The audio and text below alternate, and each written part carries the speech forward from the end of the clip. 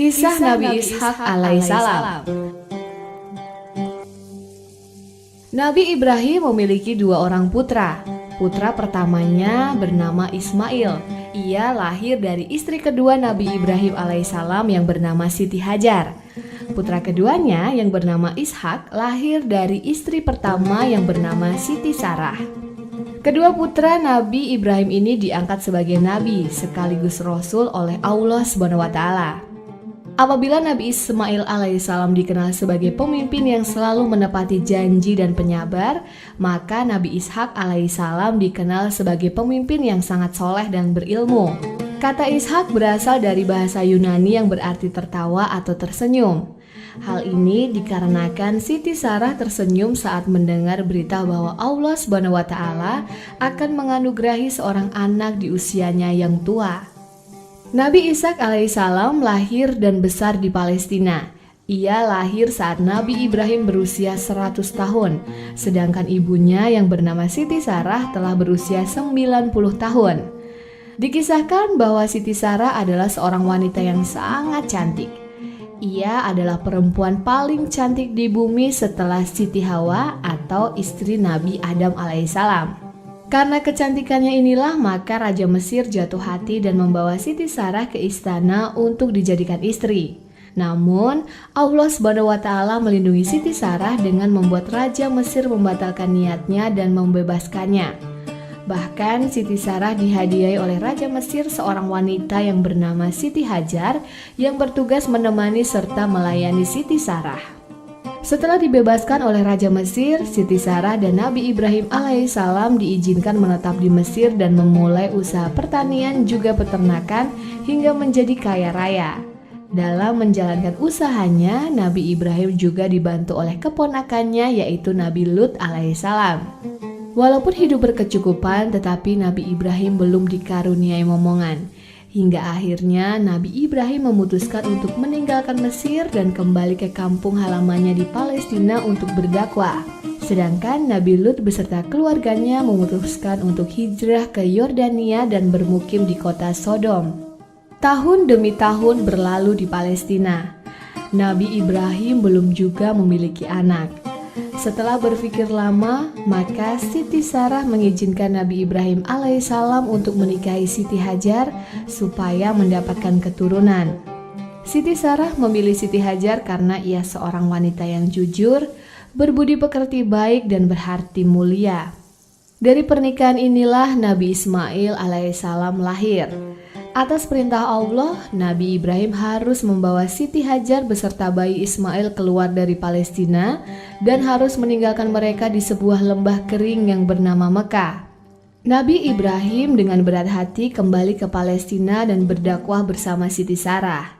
Oleh karena ketaatan Nabi Ibrahim alaihissalam, maka Allah SWT mengutus malaikat Jibril, malaikat Mikael dan Israfil untuk datang memberi kabar kepada Nabi Ibrahim dan Siti Sarah akan segera memiliki anak. Setelah menyampaikan kabar gembira ini, ketiga malaikat melanjutkan perjalanan untuk menemui Nabi Lut di Yordania dan memberi kabar bahwa Allah akan menurunkan azab di kota Sodom. Sebelum dikaruniai putra, nama Siti Sarah adalah Sarah. Kemudian setelah mendapatkan kabar gembira akan melahirkan seorang putra, Allah SWT memerintahkan Nabi Ibrahim agar merubah nama istrinya menjadi Sarah. Allah akan memberkahi keturunannya kelak, sebagaimana halnya Allah SWT memberkahi keturunan Nabi Ismail alaihissalam.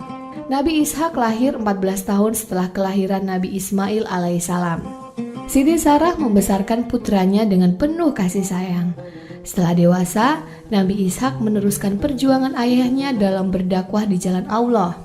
Ia memimpin bangsa Kan'an dengan arif dan bijaksana. Suatu hari, Nabi Ibrahim merasa bahwa hidupnya tidak akan lama lagi. Ia bermaksud menikahkan Nabi Ishak dengan Rafkah, anak perempuan dari saudaranya di kota Haran, Irak. Nabi Ibrahim tidak menghendaki Nabi Ishak menikah dengan perempuan dari suku Kan'an, karena masyarakat Kan'an belum beriman kepada Allah SWT. Wilayah yang didiami oleh bangsa Kan'an adalah kota Al-Khalil. Wilayah ini kini termasuk dalam wilayah tepi barat Palestina.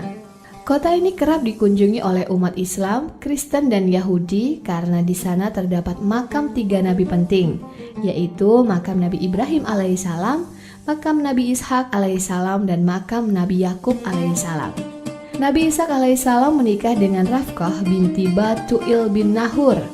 Mereka lama tidak dikaruniai anak.